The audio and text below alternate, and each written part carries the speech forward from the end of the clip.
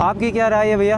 हमारी मांग यही है कि अगर यह प्रिंसिपल कॉलेज में रहेगा, चलो मान लिया कि यह प्रिंसिपल के पद से हट गया, लेकिन अगर कॉलेज के स्टाफ में भी रहा तो यह हम विद्यार्थियों को परेशान तो करेगा, मेंटली एंड फिजिकली टॉर्चर भी करेगा।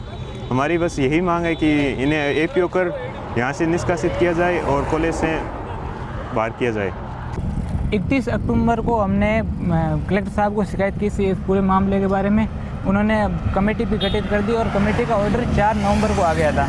4 नवंबर में उसमें कमेटी में लिखा था कि 7 दिन के अंदर अंदर अपना फैसला सुनाए।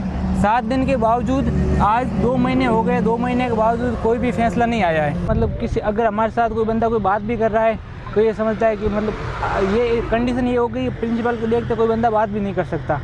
अच्छा, आप लोगों की क्या मांग है? सब लोगों की हमारी यही मांग है कि मतलब अनुशासन के नाम पे बच्चों में डर नहीं होना चाहिए। एक गुरु और शिष्य के साथ में जो होना चाहिए वही रिलेशन होना चाहिए, ना कि अलग तरह का, ना कि बच्चे के ऊपर दबाव डाले। अब ये बोल रहे हैं कि मैं थानेदार रह सका हूँ, वो रह सका हूँ, वहाँ पे मुझे जॉब लगी है, मेरा जूता बताते हैं। एक डर का माहौल है, हर बच्चे को दबाया जा रहा है। आज कंडीशन ये है कि कोई बोलना नहीं चाहता, बोल नहीं सकता, सब डर की वजह से। धमकियाँ किस किस प्रकार की देते हैं आप लोगों को? ये धमकियाँ सबको दे रहे हो। अब कोई पर्सनल अगर बच्चे को दोस्त ग्रुप ही बना रहे, ग्रुप नहीं बनने दे रहे। कल गुरुवार को हम ज्ञापन देने गए थे, कलेक्टर साहब ने बोला कि आप एसडीएम साहब से मिलो। अच्छा। अब 7 दिन के अंदर बोला था, 2 महीने हो गए, फिर भी वो बोले एसडीएम के पास हम गए, बहुत बार गए हैं, लेकिन प्रशासन कलेक्टर साहब फिर भी बोल रहे हैं कि एसडीएम के पास आओ।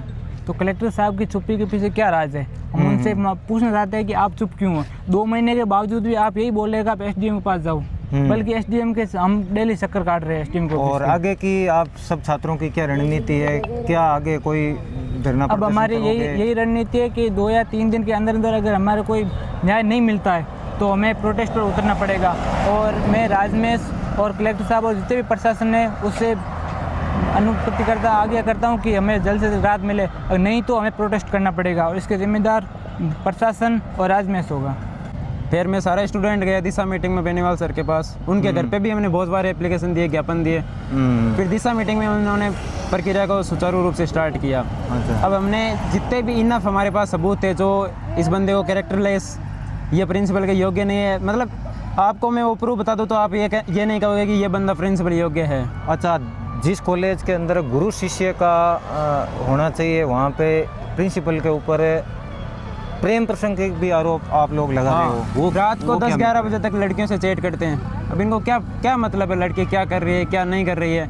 और ये अगर ये इतना ही सही है तो एसडीएम के पास स्टूडेंट जा रहे थे, अपना अपना बयान दे रहे थे, सबूत दे रहे थे। अगर ये सही होते तो वहाँ पे हमें रैकी करने के लिए पीछे से अपने फेवरेट स्टूडेंट हो, चाहे वो नर्सिंग स्टाफ हो, उनको पीछे क्यों भेजते? अच्छा। अब उन पे ही हम किसी प्रकार की ज़्यादा कार्यवाही नहीं हुई। 151 पे उन्होंने अंदर किया और फिर छोड़ दिया, कोई खास कार्यवाही नहीं हुई। अब वो फिर से हमारे ऊपर रैकी कर रहे हैं। हम कहीं पे भी बैठते हैं, आपसे भी बात कर रहे हैं तो आप देख सकते हो, उनके फेवरेट स्टूडेंट वहाँ पे वो देखो हमारी प्रॉपर रैकी कर रहे हैं। उनका कोई काम नहीं है, छुट्टी हुई देखो आधे घंटा हो गया हम यहाँ पे बयान कब से अपनी चर्चा कर रहे हैं। देख सकते हो आप, उनको नोट कर सकते हो आप, उधर दिखा दो भैया, वो पर्टिकुलर इधर देख रहे हैं। और था कि कितनी संख्या है जता थे लोग एक तरफा हो के भाई थे हम प्रिंसिपल नाराज हो? कितना छात्र देख लो 45-50 तो बड़े बयान दे दिया। अच्छा। अब मैं बयान दे बन जावा तो मान लो लड़की बयान दे बन जा रही है तो इनको वीडियो बना के इनका घर भेजे के था कि लड़की वो काम कर रही है। हालांकि या तो एकदम सही काम कर रही है, बहुत कम हिम्मत जुटा पावे के बगैर अन्याय के खिलाफ आवाज जुटा पाएगी। तो एकदम सही काम कर रही है, फिर भी ये लड़कियां आगे आके हिम्मत कर बट बयान दे बन जाओ, बांका वीडियो बना घर पर भेजे जाए। दूसरी लड़कियां कहीं सोचे कि हिम्मत जुटा रही है बार मैं कहीं सोचा है कापा के साथ गई कर सी अपनी डिग्री कैंसिल करा देसी और कॉलेज में धमकियां उड़ देवे। तो जो एप्लीकेशन दी है जिन लोगों ने उनको तो मैं सूंद दूंगा, रेल बना दूंगा उनकी, बस ये मामला सामने तोड़ने दो। इसको भी धमकी दी है लड़की को? सारों को दी है, कॉलेज में क्लास में आके आपको धमकी मिली है? हमारे पास सबूत पड़े हैं प्रॉपर, जिसमें वो कह रहा है एक रामदयाल नाम का लड़का है, उसको बोल रहा है कि भाई मेरी नहीं मानेगा तो मैं मार दूंगा। प्रॉपर ऐसा मैसेज पड़ा है, प्रॉपर रामलाल सुतारा खुद का। अब सारे एआई जनरेटेड नहीं है, अगर हम इतने वो होते एआई मैनेजर होते, इतने डेवलपर होते तो हम फिर वीडियो निकाल देते ना। वो सही बात और है। हम पढ़ाई को छोड़ के आप हमारे थ्योरी में मार्क्स देख सकते हो सारों के। अच्छा, जो जिनको कॉलेज के अंदर कितने साल से पढ़ाई कर रहे हो? मैं बैच नंबर 1 से हूँ सर। नहीं, कितने साल से? 3 साल हो गए। अगर इन बच्चों को अगर इन्हीं से प्रॉब्लम होती कोई कॉलेज में तो 3 साल पहले क्यों नहीं हुई? अभी कितने महीने से आपको दिक्कत चल रही है इनके साथ में? 6-8 महीनों से, मतलब प्रिंसिपल बनने के बाद ये ये प्रिंसिपल मतलब अभी 6-8 महीनों घर से ही बने समझ हैं। लिया कि ये कॉलेज मेरी है, मैं करूँगा वैसे होगा। उसके बाद ज़्यादा दिक्कत होगी। टीचर थे तब तो हम प्रिंसिपल को शिकायत कर देते भवनलाल जी को, अच्छा, वो समझते थे सारी बात। पर अब ये थोड़े गए अच्छा, ज़्यादा कल ओवर जब आप कलेक्टर के पास हुए तो कलेक्टर साहब ने क्या आपको कलेक्टर आश्वासन साहब दिया? ने उस टाइम सबसे पहली बार एप्लीकेशन देते ही उन्होंने तो वो कमेटी बना दी। अच्छा, पर ऐसा है कि कमेटी की कोई प्रक्रिया चालू ही नहीं हुई दिशा मीटिंग तक, 1 महीने तक। तो फिर हनुमान जी बेनीवाल भाई साहब ने थोड़े से वो उसको निर्देशित किया एसडीएम सर को, तब उन्होंने प्रक्रिया जारी की।